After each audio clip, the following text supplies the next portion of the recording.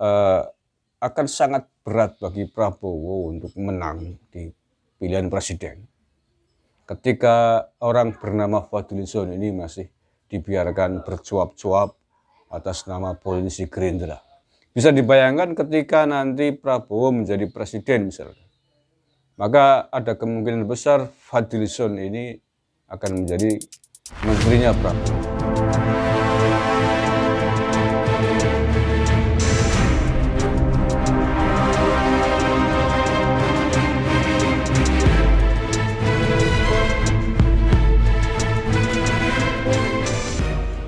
Assalamualaikum warahmatullahi wabarakatuh. Salam Nusantara, salam sejahtera untuk kita semuanya.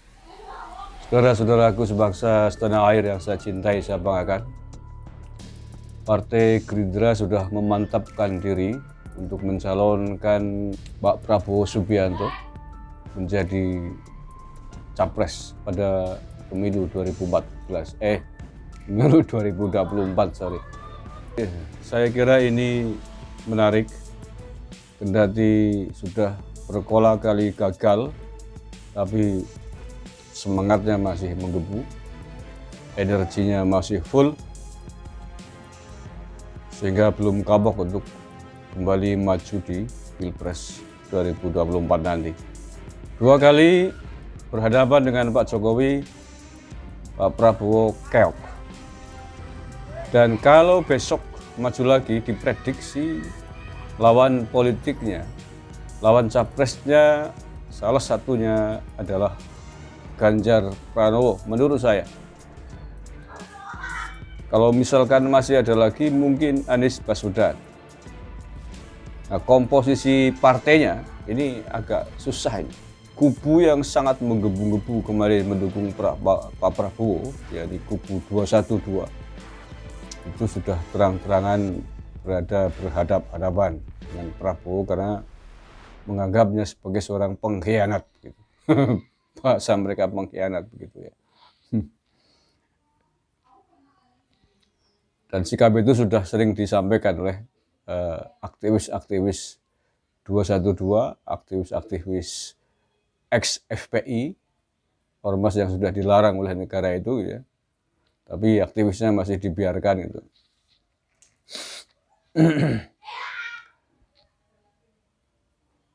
Kemungkinan besarnya koalisi yang mungkin bisa dilakukan oleh Gerindra adalah Demokrat. Ya, masih mungkin tuh Demokrat sama PAN, masih sangat mungkin karena PAN kan memang biasanya labil. Kalau kemarin ada wacana memasangkan Prabowo Puan Maharani, saya kira kok sulit ya, sulit dari kalkulasi politik. Apa iya PDIP mau memasangkan misalkan katakanlah Puan Maharani dengan Prabowo dengan komposisi R1 Prabowo, R2-nya adalah Puan. Kalau saya pemilik PDIP, kalau saya ketua umum PDIP pasti tidak akan mau. Gengsi lah ya, masa partai penguasa, partai pemenang terbanyak harus di bawah. Mestinya ya R1, R2, R1-nya Puan, R2-nya Prabowo.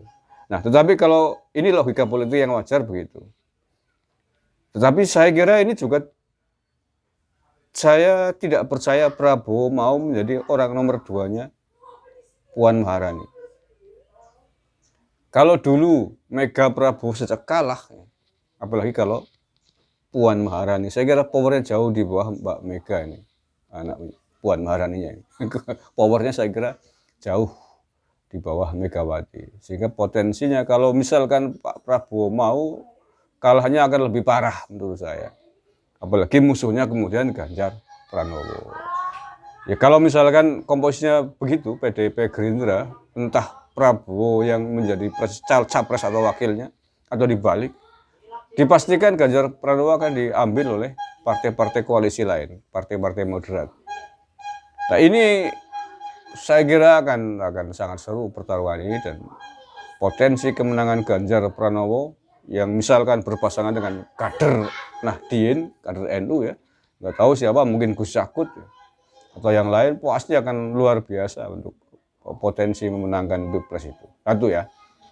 Yang masuk akal adalah Pak Prabowo berpasangan dengan AHY dari Demokrat, Gerindra Demokrat. Nanti biasanya kalau sudah terjepit nggak ada koalisi yang lain, PKS akan bergabung, itu masuk di situ.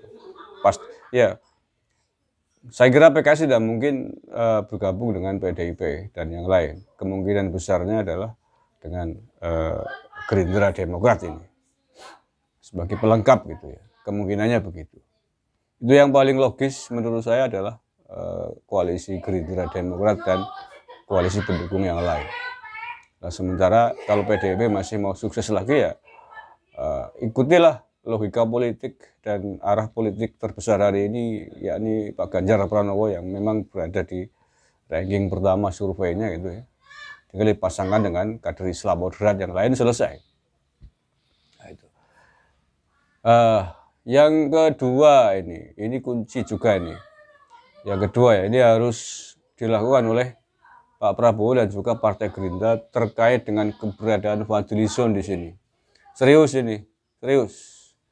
Saya kira akan sangat berat bagi Prabowo untuk menang di pilihan presiden ketika orang bernama Fadlizon ini masih dibiarkan bercuap-cuap atas nama politisi Gerindra.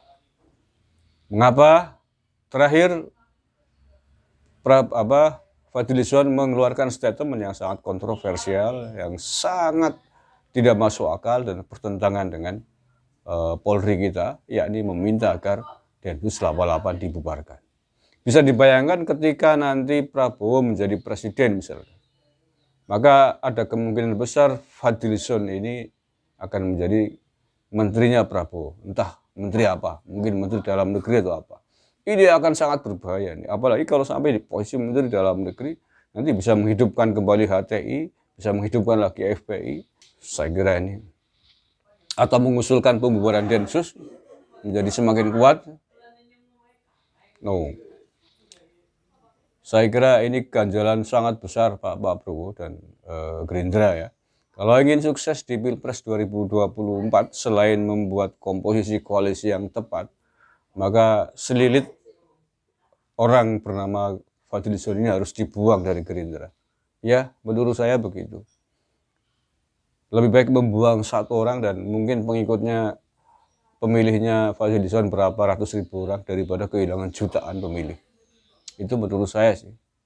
Ya, siapa yang mau bertaruh dengan bangsa dan negara ini dengan sosok orang bernama Fadlizon yang tidak sejalan dengan kebijakan negara hari ini yang sangat keras melawan intoleransi, radikalisme, terorisme, yang kekuatan power terdepan memberantas itu adalah Densus 88. Bagaimana mungkin kekuatan Densus 88 ini akan disingkirkan sebagaimana Fadlizon inginkan itu?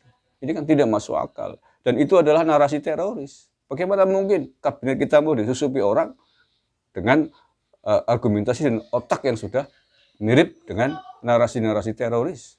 Sangat berbahaya sekali. Dan selama ini Fadlizon narasinya memang selalu mendukung kelompok-kelompok yang sudah dibubarkan itu. Ketika HTI dibubarkan, dia mendukung HTI maksudnya ya.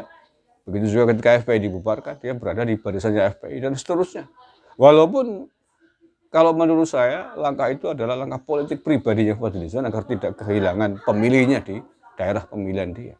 Tetapi bahwa ketika dalam konteks pilihan presiden calonnya Prabowo, maka ini akan mempengaruhi secara nasional dan itu akan menghancurkan Prabowo. Maka menurut saya selain pertama, kalau ingin sukses menjadi capres di 2024 Pak Prabowo ya, membuat komposisi koalisi yang pas. Yang kedua, buang orang bernama Fadlizon ini.